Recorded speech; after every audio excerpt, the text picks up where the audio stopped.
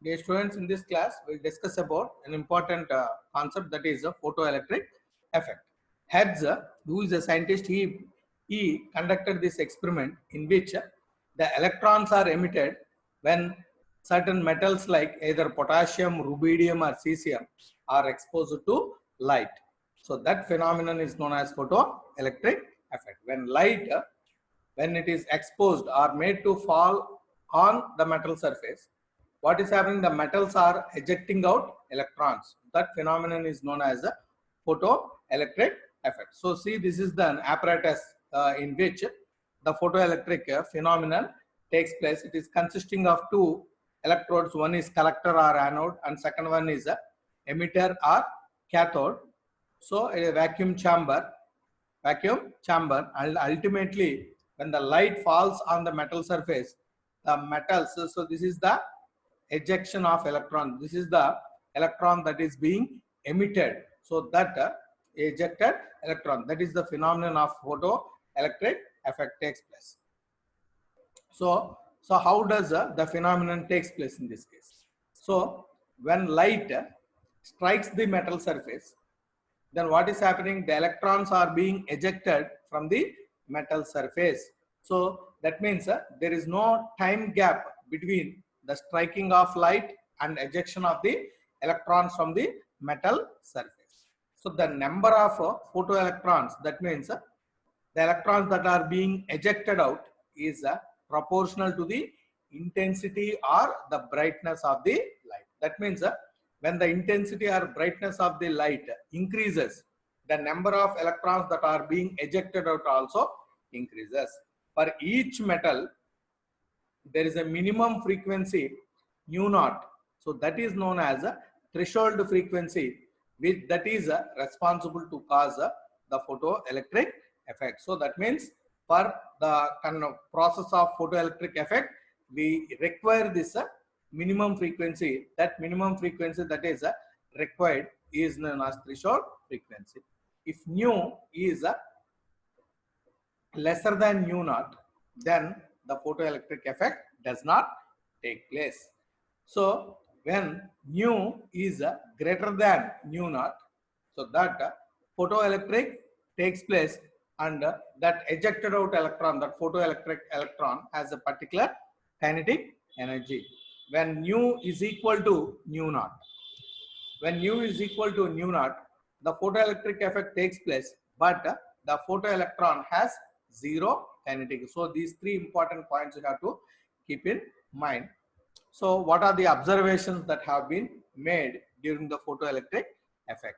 So the kinetic energy of photoelectron depends always on the frequency of radiation that is striking the metal surface, and is independent of the intensity of the radiation.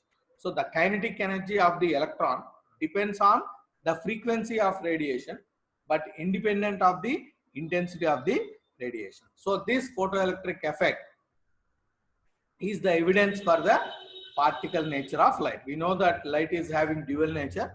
One is particle nature and second one is wave nature.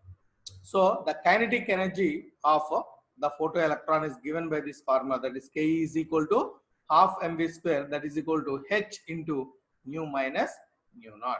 Nu minus nu naught. So this a phenomenon of photoelectric effect was explained by Einstein. So with the help of the quantum theory of electromagnetic radiation, the photoelectric effect has been explained.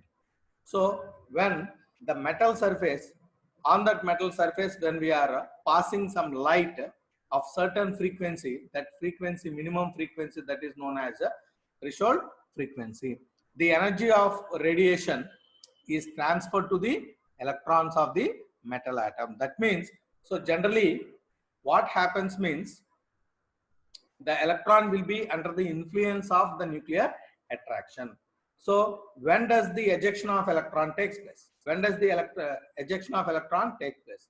The energy which is greater than the nuclear attraction force, then only the ejection of electron takes place. Generally, energy, electron is having certain amount of energy. That energy alone is not sufficient to overcome the nuclear attraction force. So indirectly we are supplying some amount of energy that is in the form of light. So we know that light is having photons but no mass. So when light is made to pass or as made to fall on the metal surface, what is happening? Light is having photon is having energy. So that energy plus electron is having minimum amount of energy. That energy combines. That energy overcomes the nuclear attraction force. So then only the ejection of electron takes place. So see here. So how does the ejection of photoelectron takes place? So we know that energy is equal to h nu. Nu is the frequency. If frequency is greater than the threshold frequency, so some amount of energy is transferred to overcome the electrostatic force of attraction between the nucleus and valence electron. That energy that is required to overcome the electrostatic force of attraction, that energy spent is known as work function. That means some part of the energy is utilized in overcome the electrostatic force of attraction that is existing between the nucleus and the valence electron, and the remaining part of the energy is combined in the form of kinetic energy. So see here, h nu energy is equal to W plus Ke. So what is W? That is work function. So Ke is the kinetic energy. So h nu is equal to W plus, we know that Ke is equal to half mv square. So W plus half mv square. So when we are relating the work function to the threshold frequency, so work function W is equal to h nu naught. H nu naught. So that is equal to h nu is equal to h nu naught plus half mv square. So half mv square is equal to h nu minus h nu naught, or h is common, nu minus nu naught, that is equal to hc into 1 by lambda minus 1 by lambda naught. So where m is the mass of the electron and v is the velocity of the photoelectron. So I told already, the greater the intensity of the radiation, the higher will be the photoelectric effect. So this class I will conclude. In the next class I will discuss about the quantum numbers.